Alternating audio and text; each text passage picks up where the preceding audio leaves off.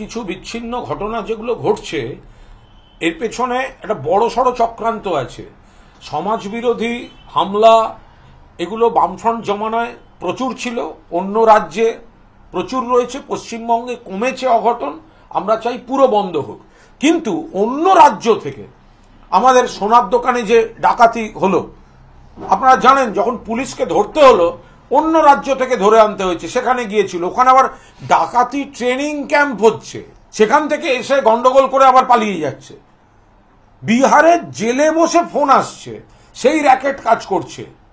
অর্থাৎ পশ্চিমবঙ্গকে টার্গেট করে নানা ধরনের কুকীর্তি এরা চালাচ্ছে। আমাদের পুলিশ প্রশাসন দক্ষতার সঙ্গে সাহসের সঙ্গে এসবের মোকাবিলা করছে, তদন্ত করছে, দোষীদের চিহ্নিত। কিছু সামাজিক ঘটনা থাকে, সমাজে খারাপ ঘটনা ভালো ঘটনা সবই থাকে, ভালো ঘটনা বেশি হয়, খারাপ ঘটনা মানে কম হয়।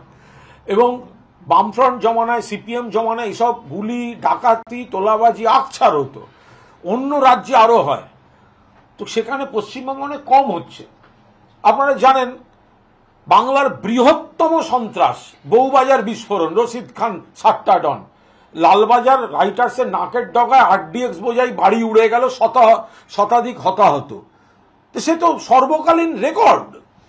তো ফলে কোথাও কোথাও কিছু অঘটন ঘটে, কারুর মদতে, অন্য রাজ্যের লিঙ্কে কেউ কেউ সমাজবিরোধী মাথা তোলার চেষ্টা করে, সেটা পুলিশ থামিয়ে দেয়, সেই প্রক্রিয়া চলছে। ব্যবসায়ী অজয় মণ্ডল তিনি দাবি করছেন পুলিশের সামনেই 2-3 বার ফোন করা হয়, অর্থাৎ এই ঘটনা, গুলিকাণ্ডের ঘটনার 24 ঘন্টা পেরিয়ে গেল, এখনো গ্রেফতার শূন্য। কালকে ভর দুপুরে যে ভয়ঙ্কর ঘটনা ঘটে, শুট আউট কাণ্ড ঘটে, একেবারে রাস্তার মধ্যে দুষ্কৃতীরা গুলি চালিয়ে বেরিয়ে যায়, 3 জনকে আটক করে পুলিশ জিজ্ঞাসাবাদ করছে। বিহারের জেল থেকে দুষ্কৃতী সুবোধ সিং অজয় মণ্ডলকে পুলিশের সামনেই 3 বার ফোন করেছে বলে অজয় মণ্ডলের দাবি, কিন্তু এখনো 24 ঘন্টা পেরিয়ে গেলেও পুলিশ কাউকে গ্রেফতার করতে পারেনি।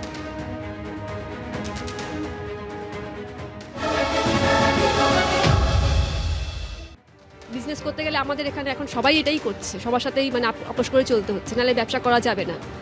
তো আজকে এই মানে হ্যাঁও বলেছিল বাবা যে দেবে, হ্যাঁ, তো সেটা সময় না দিয়ে এরকমভাবে অ্যাটাক করলো, এটাই আমি বুঝতে পারছি না কারণটা কি।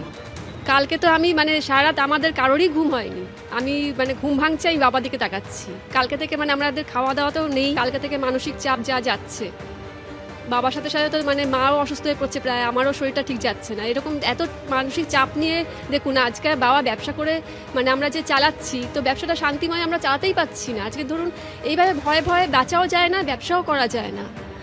এত যদি মানে আশেপাশে এত মানুষ এসে মানে চাপ দেবে যে আমাকে দাও, আমাকে দাও, আমাকে দাও, তো এরকম হয় আমাদের পশ্চিমবঙ্গের বাইরে, তো আমার মনে হয় না এরকম ধরনের হয়, এটা পশ্চিমবঙ্গের ভেতরেই এতটা হচ্ছে।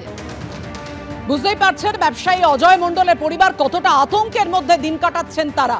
অর্থাৎ ওর সঙ্গে মানে দুষ্কৃতীদের সঙ্গে সমঝোতা করতে হবে, টাকা দিতে হবে, তবেই নাকি তিনি ব্যবসা করতে পারবেন, এমনটাই অজয় মণ্ডল দাবি করছেন। আর তার পরিবার আতঙ্কে দিনরাত কাটাচ্ছেন।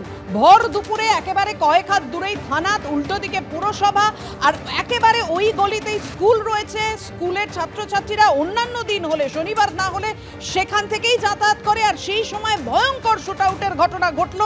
অন্য বিপদের আশঙ্কা তো থেকেই যাচ্ছে, কিন্তু 24 ঘন্টা পেরিয়ে গেল, গ্রেফতারি এখনো পর্যন্ত শূন্য। আর এই ঘটনায় ব্যবসায়ী অজয় মণ্ডলের বাড়িতে যান ব্যারাকপুরের প্রাক্তন সাংসদ অর্জুন সিং, পুলিশের ভূমিকা নিয়ে প্রশ্ন তুলেছেন তিনি। দেখুন।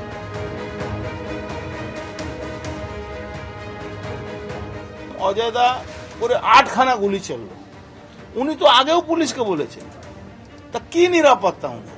অ্যাকচুয়ালি পুলিশ তো সব জায়গায় নিরাপত্তা দিতে পারে না, কিন্তু খাকি ওয়ার্দির একটা দম থাকে, সেই দমের উপরে ক্রিমিনাল ভয় পায়। যখন ক্রিমিনালদেরকে পুলিশ প্রোটেকশন দেবে, ক্রিমিনালরা কাউন্সিলর হয়ে যাবে, ক্রিমিনালরা এমএলএ হয়ে যাবে, ক্রিমিনালরা এমপি হয়ে যাবে, তখন কি হবে? তখন এই পুলিশরা তাকে স্যালুট করছে। ব্যারাকপুরের অবস্থাটাকে এই জায়গা নিয়ে যাওয়া হচ্ছে, আপনাকে আমাকে দমিয়ে দেওয়ার জন্য, যে মুখে আওয়াজ তুলবে দমিয়ে দেওয়ার জন্য এই অপরাধীদেরকে ইউজ করা হচ্ছে, আর তাদেরকে সেফ প্যাসেজ দেওয়া হচ্ছে। সুবোধ বেশিরভাগ এখানকার পুলিশের অফিসার সঙ্গে কথা বলে, বাই ফোনে কথা বলে, জেল থেকে। তার পুলিশের দম নেই।